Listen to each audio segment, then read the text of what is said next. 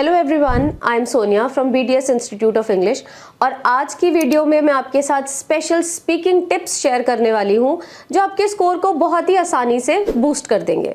So let's begin. As you all know, speaking module में 5 type of questions होते हैं: your read alouds, repeat sentences, describe images, written lecture and answer short question.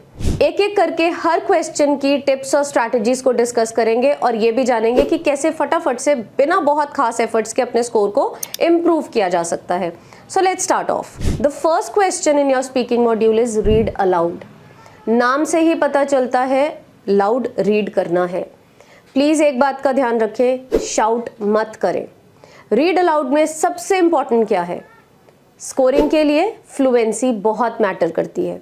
So if you want to boost your score in speaking and your reading module, read alouds में fluency का बहुत ध्यान रखें।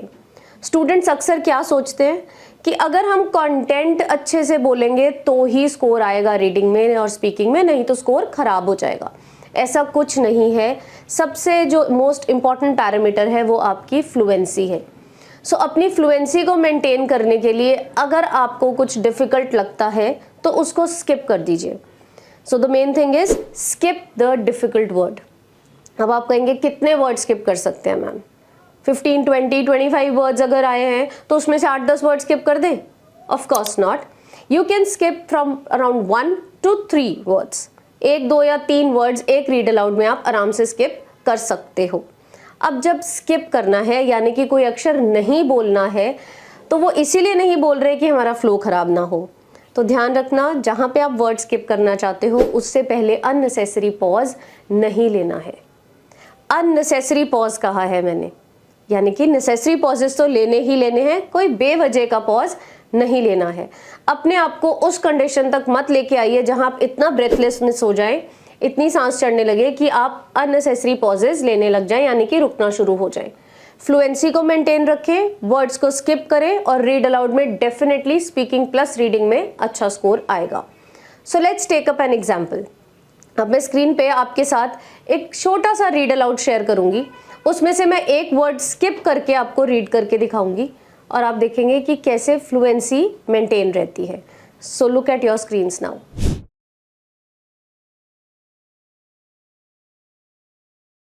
अब most importantly read aloud जैसे ही screen पे आया, 40 seconds preparation के लिए मिले हैं। इन 40 सेकेंड्स में मैं सबसे पहले सेंटेंस को रीड करके ये देखूंगी कि कौन से वर्ड्स हैं जो मुझे प्रोनाउंस करने नहीं आते या मैं बोलते हुए फंबल कर रही हूँ, यानी कि अटक रही हूँ। So let's read this read aloud properly, carefully and see कौन से वर्ड्स हमें स्किप करने की जरूरत पड़ सकती है। अब फर्स्ट सेंटेंस मुझे ईजी लग रहा है। मैं इसमें एक हु हैज वेंचर्ड, सपोज मुझे वेंचर्ड पढ़ना नहीं आता और उसके बाद बियॉन्ड देयर के बाद जो वर्ड लिखा है पोच, मुझे वो भी पढ़ना नहीं आता, तो अब मैं ये 2 वर्ड स्किप करके आपको ये रीड अलाउड रीड करके दिखाती हूँ with perfect fluency and natural pauses. Nearly anyone living in Eastern North America who has beyond there has had at least one unpleasant encounter with poison. अब मैंने 2 word skip किए, natural possess लिए, comma पे रुकी, full stop last में था, वहां पे हल्का सा पॉज लिया है और ब्रेथ को मेंटेन रखने के लिए मैंने अपने सेंटेंस को छोटे छोटे फ्रेजेस में भी डिवाइड किया है। सो इस तरीके से ना ही मैंने अपनी फ्लुएंसी खराब करी और ना ही स्कोर खराब होगा। Let's move on to the second question of your speaking module, that is the repeat sentences. Again the same issue. Content पूरा होना चाहिए, चाहे जैसे मर्जी बोलें। This strategy is absolutely not going to help you score a very good score in your speaking plus listening module. Repeat sentences में scoring rule ये कहता है कि अगर आप 50% से ऊपर content बोलते हैं, still you will be able to fetch 2 points out of 3 in content. अब स्टूडेंट को क्या लगता है, मैं ज्यादा से ज्यादा वर्ड्स बोलूं चाहे मैं रुक रुक के बोलूं, which is not right. Score खराब हो जाएगा डेफिनेटली। आपने किस चीज का ध्यान रखना है? सबसे पहली चीज, फ्लुएंसी इज अटमोस्ट इम्पॉर्टेंट। मेरा टारगेट क्या रहना चाहिए? मैं ये नहीं कह रही हूं कि मैं 1 या 2 वर्ड बोलूं और उसके बाद जो मर्जी बोलती रहूं। No, my target should be at least 50% of the content which makes it to an average of around 5 to 6 words. बहुत कम भी समझ आया है, डिफिकल्ट वर्ड्स थे, कोई भी इशू रहा, मेरा ध्यान नहीं था, स्पीड तेज थी, एक्सेंट समझ नहीं आया, जो मर्जी इशू रहा हो, एटलीस्ट आप 6-7 अक्षर कैच करेंगे ही करेंगे, और उससे भी ज़्यादा ज़रूरी है कि उन वर्ड्स को एक सीक्वेंस में अच्छे फ्लो के साथ बोलेंगे। फ्लुएंसी बहुत ज़रूरी है। अगर फ्लुएंसी होगी और प्रोनाउंसिएशन क्लियर होगी तो ऑटोमेटिकली कंटेंट पे आप अच्छा स्कोर कर पाएंगे। So let's take up an example. अब एक ऑडियो सुनाई देगा, उसको हम ध्यान से सुनते हैं और उसमें से जितना कैच होता है उसको अच्छे तरीके से रिपीट करने की कोशिश करेंगे। So let's listen to the audio. The college supports students with financial and other problems. Okay, अब मेरे को सारा सेंटेंस तो याद हुआ नहीं, बट हाँ मैंने उसमें से कुछ वर्ड जरूर कैच कर लिए हैं। The college support students financial crisis. So अब मेरे पास कुछ कंटेंट था, क्राइसिस वर्ड मैंने एक्स्ट्रा ऐड कर दिया, but I will not fumble, I will not stop, I will not repeat what I have once said.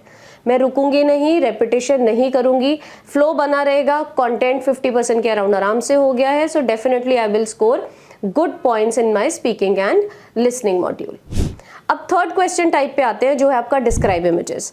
Describe image सिर्फ एक ऐसा लौता क्वेश्चन है स्पीकिंग मॉड्यूल में जो सारा स्कोर सिर्फ स्पीकिंग को ही देता है। दैट मीन्स ये काउंटर स्कोर किसी और मॉड्यूल को कंट्रीब्यूट नहीं करता। सो फ्लुएंसी इज द की।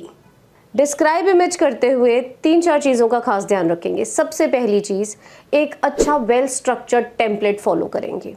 रीज़न क्या है? क्योंकि कई बार सेंटेंसेस फॉर्मेशन इतनी इजीली नहीं हो पाती है, इमेज में कंटेंट बहुत कम दिया होता है, तो बच्चे अक्सर कंफ्यूज हो जाते हैं कि अब इसमें बोलेंगे क्या। और अगर आप सोच सोच के बोलेंगे तो फ्लुएंसी कभी भी मेंटेन हो नहीं पाएगी। इसीलिए एक वेल स्ट्रक्चर्ड टेम्पलेट का होना बहुत ज़्यादा ज़रूरी है। टेम्पलेट ऐसा फॉलो करें जिसमें बहुत शॉर्ट सेंटेंसेज ना हो। I can see, I can see, I can see, please don't do that. ये नहीं है कि गलत है, बट रीज़न क्या है इसको ना फॉलो करने का? जब आप इतनी शॉर्टर सेंटेंसेस याद करते हैं तो स्पीड बहुत ज़्यादा बढ़ा जाते हैं। स्पीड जितनी ज़्यादा होगी उतनी क्लैरिटी कम होती जाएगी।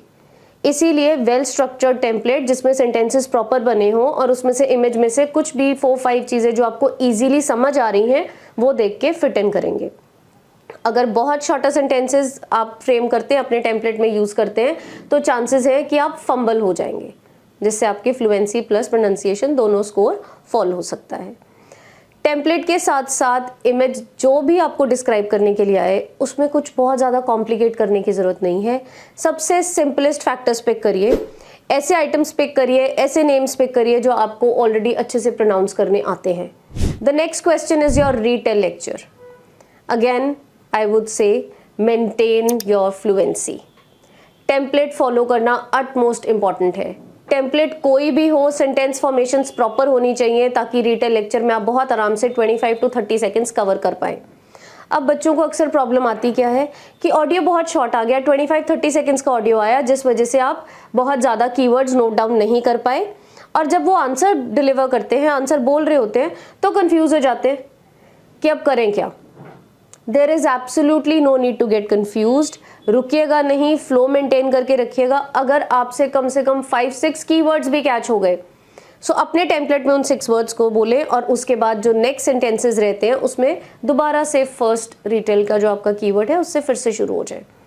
फ्लो मेंटेन रखें। मैं आपके साथ स्क्रीन पे टेम्पलेट शेयर कर रही हूँ। इस टेम्पलेट की मदद से आप बहुत आराम से 25 to 30 सेकेंड्स कंप्लीट कर पाओगे, और अगर कंटेंट कम हुआ तो भी फ्लो बहुत अच्छे से मेंटेन हो जाएगा। Getting on to the last question of your speaking module which is answer short questions. बहुत इजी है, बहुत ज़्यादा प्रैक्टिस करने की ज़रूरत नहीं है। आपकी जनरल नॉलेज बेस्ड क्वेश्चंस हैं। अगर कोई आंसर नहीं भी आता, please pick up any keyword from the question. या तो क्वेश्चन से कोई कीवर्ड पिक करें, या अगर 2 ऑप्शंस दी हैं उसको एज योर आंसर रिपीट कर दें, या अगर पूरा क्वेश्चन समझ में आ गया है तो वो क्वेश्चन की स्टेटमेंट को रिपीट कर दें। But please don't just keep quiet. चुप मत रहिएगा कि आंसर आता ही नहीं है। बोलना बहुत ज़्यादा ज़रूरी है। It is definitely going to help you score at least in your speaking module. Listening में नहीं आएगा, that is okay, but why to give up your score in speaking.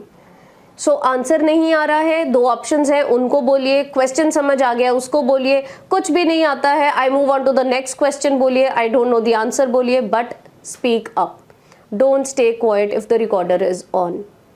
So these are a few quick tips जो आप अपने speaking के 5 questions में अगर follow करेंगे तो डेफिनेटली स्कोर बहुत ड्रास्टिकली इंप्रूव हो जाएगा। I wish you good luck with your preparations. Thank you very much.